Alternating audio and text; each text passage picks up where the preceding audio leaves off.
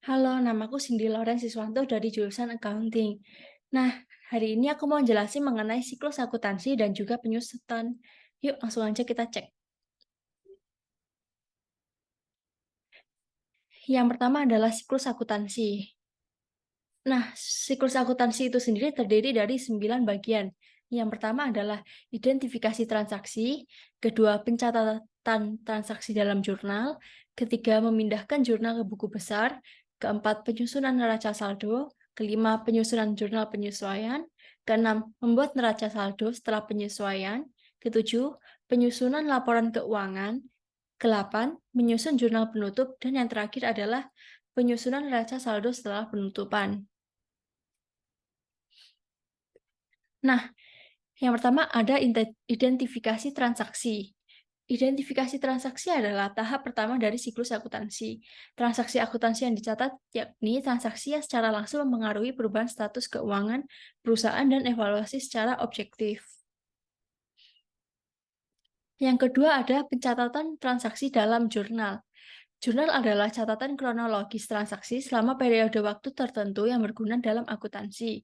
Sedangkan penjurnalan adalah tindakan memasukkan informasi tersebut. Setiap transaksi terbagi menjadi dua kategori selama proses penjurnalan, yaitu debit dan kredit. Nah, kita bisa lihat di sebelah sini, ini adalah contoh dari jurnal umum yang ada di akuntansi. Next, yang ketiga ada memindahkan jurnal ke buku besar. Buku besar sering dapat dianggap sebagai sekelompok rekening pembukuan yang merinci aset tertentu yang dilaporkan dalam satu periode. Jika transaksi akuntan catat dalam buku besar, akan lebih mudah untuk memeriksanya kembali atau melihat referensi. Nah, ini adalah contoh buku besar yang ada. Next, langsung kita ke penyusunan neraca saldo. Apa itu penyusunan neraca saldo? Neraca saldo adalah laporan yang berisi seluruh jenis nama akun berserta saldo total dari setiap akun yang disusun secara sistematis sesuai dengan kode akun yang bersumber dari buku besar perusahaan pada periode tertentu. Nah, ini kita bisa lihat contoh dari neraca saldo yang sudah ada. Selanjutnya, yang kelima ada penyusunan jurnal penyesuaian. Jurnal penyesuaian adalah jurnal yang dibuat ketika ada perubahan saldo pada suatu akun dan harus disesuaikan ke dalam buku besar pada akhir siklus akuntansi dengan tujuan untuk mencatat pendapatan atau beban yang tidak diakui untuk periode tersebut. Nah, biasanya penyusunan jurnal penyesuaian dilakukan pada akhir bulan atau tahun. Ini adalah contoh dari jurnal penyesuaian, yaitu yang di bawah sini ya. Yang di bawah sini tuh jurnal penyesuaian yang ditambahkan dari yang ditambahkan. Ini kita bisa lihat bahwa tanggal-tanggalnya adalah 31 Maret. Tandanya ini dilakukan saat akhir bulan ya. Next ada membuat neraca saldo setelah penyesuaian. Buku neraca saldo yang telah dibuat sebelumnya dengan memperhatikan jurnal penyesuaian menjadi dasar penyusunan neraca penyesuaian.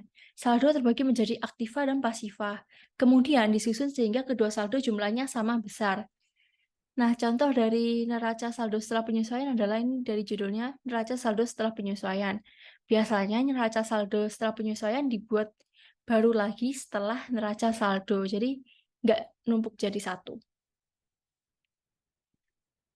Next, yang ketujuh ada penyusunan laporan keuangan.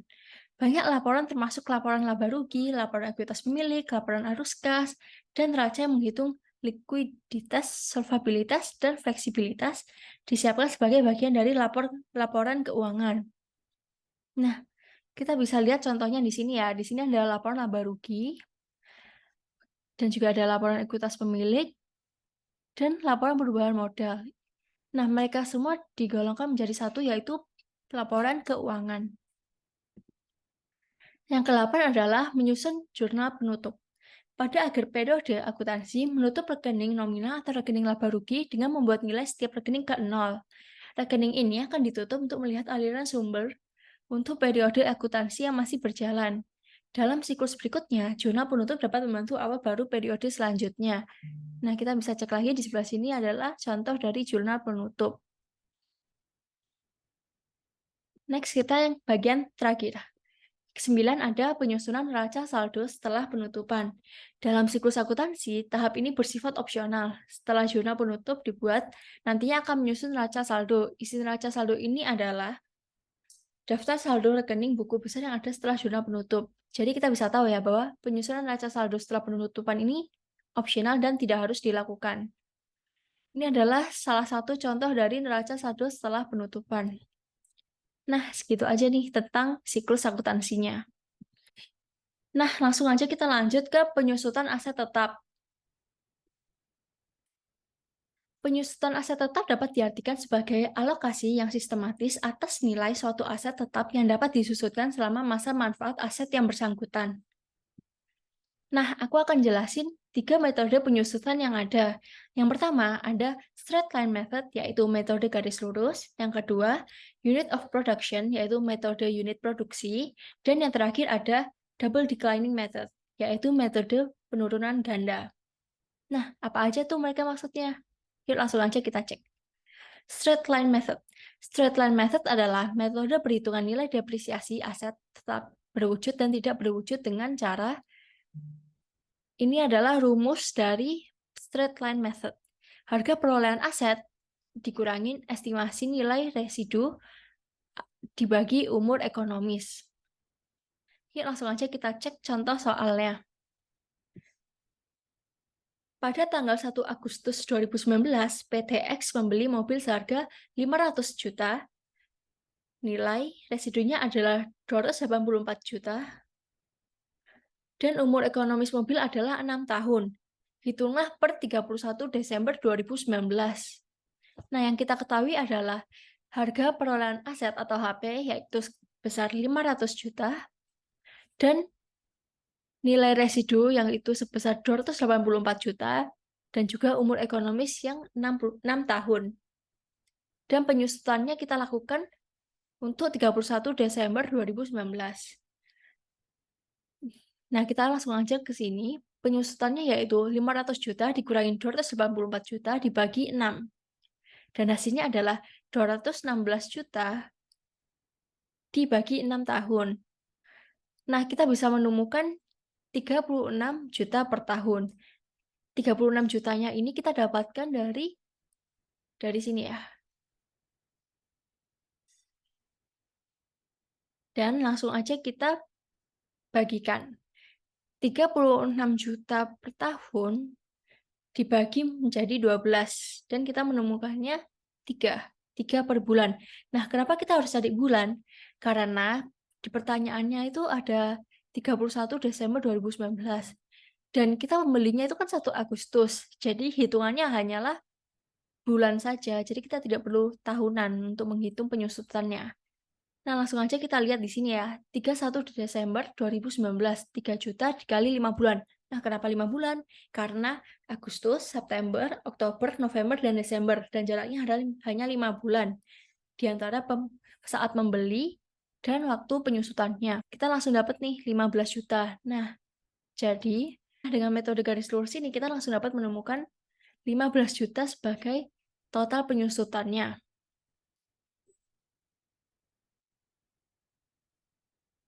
Next, langsung aja kita ke unit of production.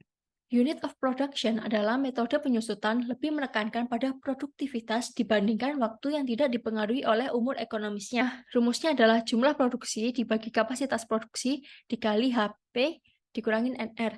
Kalian masih ingat nggak apa itu HP dan NR? HP adalah hasil perolehan, yaitu uang yang kita keluarkan untuk membeli barang tersebut, dan juga NR adalah nilai residu. Nah, langsung aja kita cek ke contoh soalnya. PT X membeli mobil seharga 400 juta dan dibayar secara tunai. Nilai residu mobil seharga 100 juta. Mobil yang dibeli dapat menempuh jarak 100.000 km, namun mobil itu telah menempuh jarak 50.000 km selama pemakaian. Berapa biaya penyusutannya?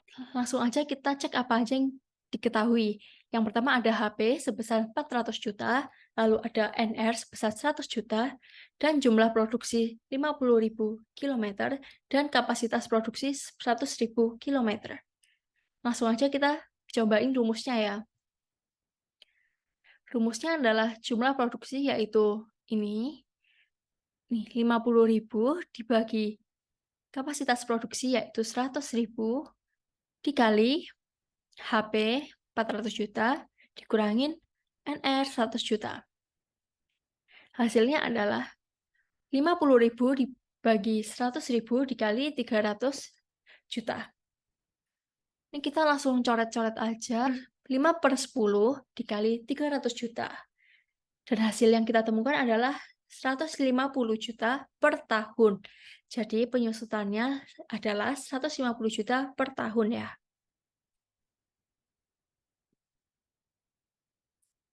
Nah, udah ngerti belum kalian tentang unit of production?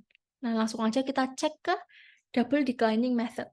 Metode penyusutan saldo menurun ganda adalah cara perhitungan nilai penyusutan aset tetap yang menghasilkan biaya depresiasi yang semakin menurun selama perkiraan waktu manfaat dari aktiva tetap. Nah, kita langsung lihat rumusnya ya. Kita di double declining method ini ada dua rumus yang bisa kita pakai. Yang pertama, penyusutan harga perolehan dibagi umur ekonomis dikali 2.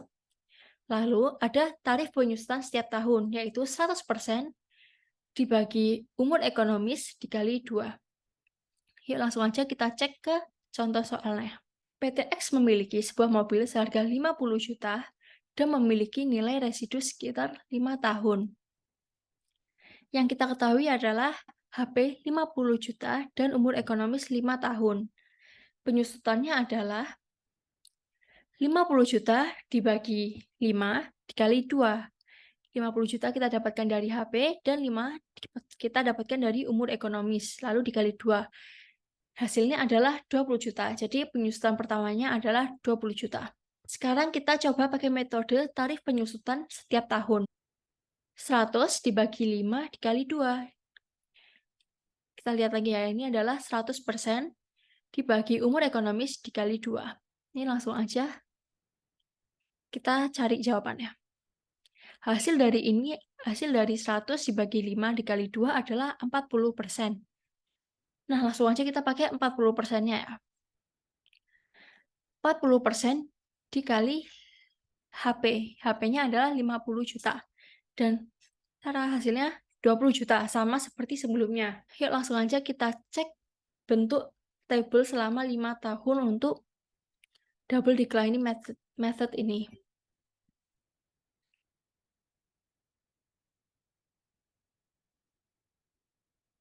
Nah, langsung aja kita cek bentuk dari tabelnya. Nilai bukunya 50 juta ini adalah nilai awal dari mobilnya ya. Ini yang kita lakuin tadi 20 juta, lalu kita pindahkan ke sini 20 juta. Dan nilai bukunya adalah 30 juta. 30 juta adalah 50 dikurangin 20. Langsung aja, terus untuk tahun kedua adalah 40% dikali 30 juta sama dengan 12 juta. Nah, 32 juta ini kita dapatkan dari mana? Dari 20 juta ditambah 12 juta sama dengan 32 juta. Lalu 18 jutanya ini kita dapatkan dari 30 juta dikurangin 12 juta. Nah, langsung aja kita next ke tahun selanjutnya. 40% dikali 18 juta sama dengan 7.200.000. Nah, ini 18 jutanya. 18 jutanya kita dapatkan dari sini ya, dari tahun sebelumnya. Lalu untuk akumulasi penyusutannya adalah 38 juta ditambahkan 7,2, yaitu 39,2. Dan untuk nilai bukunya adalah 18 juta dikurangin 7,2 ini, jadi hasilnya 10. Nah, untuk next-nya juga selalu begitu ya. Ini di tahun berikutnya ada 10.800.000 dari sini. Hasilnya adalah 4.320.000. Untuk akumulasi penyusutannya adalah 39.200.000 ditambah 4.320. Hasilnya adalah 4.3520. Dan untuk nilai bukunya 10.800.000 dikurangin 4.320, yaitu 6,480. Lalu untuk tahun terakhir, 40% dikali 6.480.000 sama dengan 2.592. Ini ya, kumulasi penyusutannya kita dapatkan dari 43.520 ditambahkan 2.592.000. Lalu untuk nilai bukunya adalah 3.888.000. Ini kita dapatkan dari 6.480.000 dikurangi 2.592.000. Nah, segitu aja untuk video siklus akuntansi dan juga penyusutannya. Thank you.